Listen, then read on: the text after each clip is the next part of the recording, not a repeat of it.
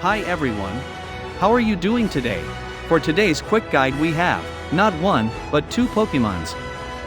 Today we'll take a look at Scizor.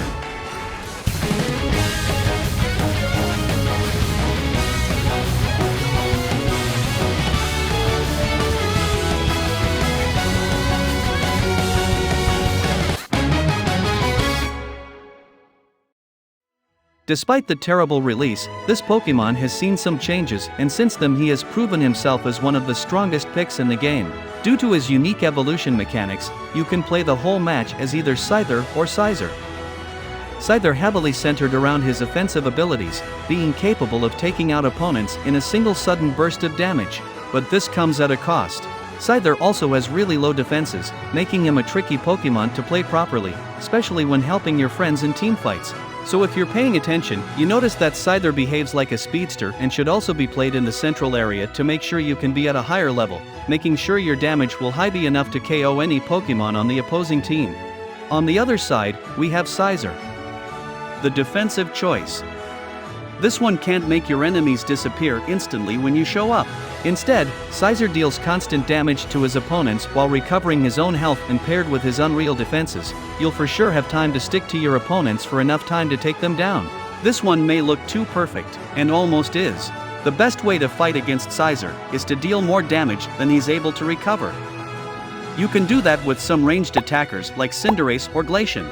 And unlike Scyther, you can do well in any lane with this one. Now let's head to the practice area and take a look at what these Pokemon actually do. Starting with the passive and boosted basic attacks. Both Pokemons have the same passive ability, which makes your next basic attack after using a move hit the enemy twice. The second one will do half the damage. Each hit count is one basic attack, so after getting this effect, your next attack will be your boosted. Starting with Scyther, the basic attack also hits twice, with the second hit dealing half the damage of the first one. You also get a movement speed increase of 35% during 2 seconds.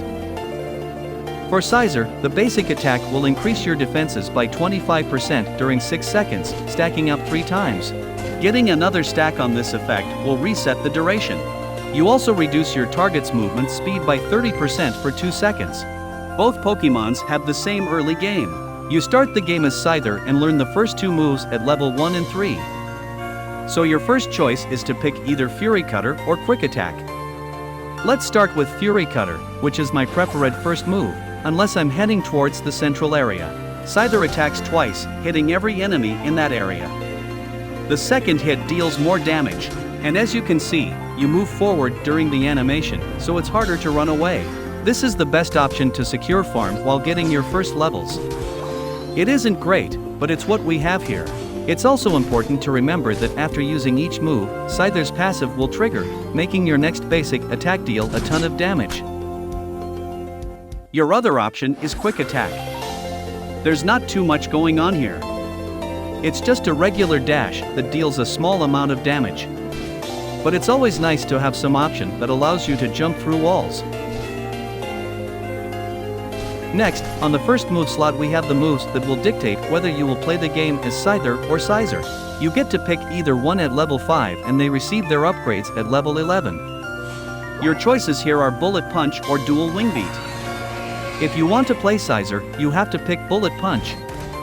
This will be your main damage source while also being very important to your survivability. You jump and then punch a target in that area. You can't exactly choose your target after the jump if there are more than one Pokemon in range. The first time you use this move, it will hit 3 times, but if you use it again within 8 seconds and trigger the punch animation, even if you don't hit anyone, you'll reduce this move's cooldown by 40%, and the next Bullet Punch will have 5 hits instead of 3. The first hit deals more damage, every subsequent punch deals 30% of that amount. The healing is the same through all hits. After this move upgrades, you will also receive a small shield based on your attack stat. If you want to play as Scyther, you must pick Dual Wing Beat. This move has its first attack, and if it lands, you have the option to do a follow-up by using the move again. The first part is this weird X-shaped area, which is not as easy as it seems to hit. It deals damage twice and recovers some of Scizor's HP if a Pokemon got hit by the second slash. After that, you get access to a dash that deals bonus damage equal to 20% of the target's missing HP. For wild Pokemon, this bonus is capped at 1200. You will trigger your passive every time you use this move. So you can use the first part, basic attack, then use your dash and basic attack again.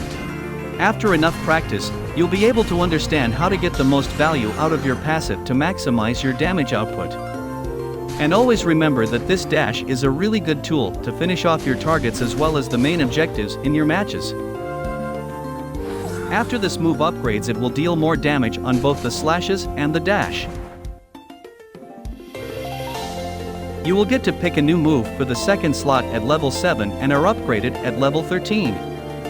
Both choices are the same regardless of the evolution route you chose to take. Your options are either double hit or sword stance. Let's talk about double hit first. This move makes you jump in any direction, then if you hit a target you deal damage and will bounce towards the direction you're currently holding with the stick that controls your movement. After landing this move, your next basic attack will get you towards your target if it's in range during 5 seconds. And if you hit someone, that mark will appear. And if a marked Pokemon is knocked out, your cooldowns are reset. Wild Pokemon can't be marked, so you can't just spam your moves endlessly around the bees. Despite providing the most mobility out of any other moves for these two Pokemons, the cooldown reduction benefits more Scizor than Scizor. Bullet Punch already has a low cooldown if you hit the move. On the other hand, the reset on Dual Wing Beat gives you the opportunity to KO another target instantly.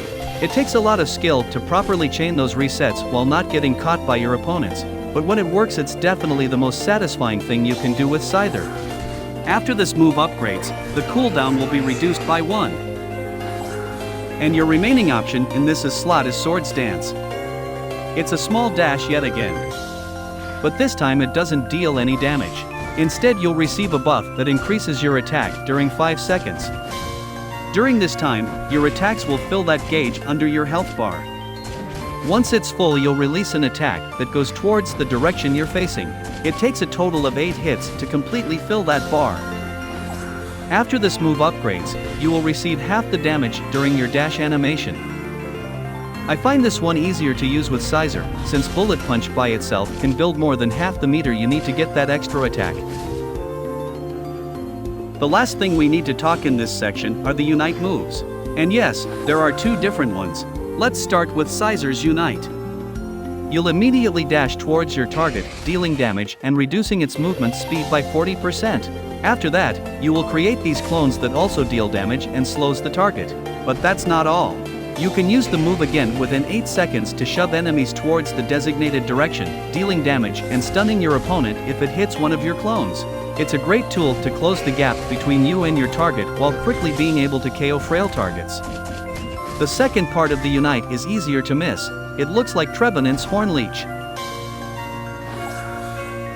And the last move we have is Scizor's Unite. This one starts the same way. You jump towards your target and creates your clones around you. The difference here is that neither this first hit or your clones slow the target. Instead, your clones will give your targets double hits mark and heal you on hit. There's also a second part here. A quick dash that deals damage and sends your clones towards you. The same will happen after 5 seconds even if you didn't use the dash. This Unite gives Scizor the fuel he needs to KO even tankier opponents and start chaining his moves due to the marks it creates. Now that we covered everything, let's take a look at some good battle item choices. First, my recommendations for both Pokemons are the standard ones you'll see everywhere. X Speed, to help you chase or escape. Eject Button, for the same reason. And Full Heal for a flexible choice that helps you to fight better, even against Clefable, which can completely shut down both Scizor and Scyther with gravity. When talking about Scizor, Potion is also a viable choice. For Scyther, X attack is okay, it's not the best in my opinion, but feel free to test for yourself. Next in line we have the held items. Since the two Pokemons are very different, I'll start with Scizor's held items, then we'll go over Scyther's. For the top choices we have Muscle Band, to help with your basic attacks. Weakness policy, which will increase your attack stat when you're getting attacked. Since this Pokemon's health just doesn't go down at all, it will be very easy to get the most out of this item. Your shields and healing are also based on your attack stat.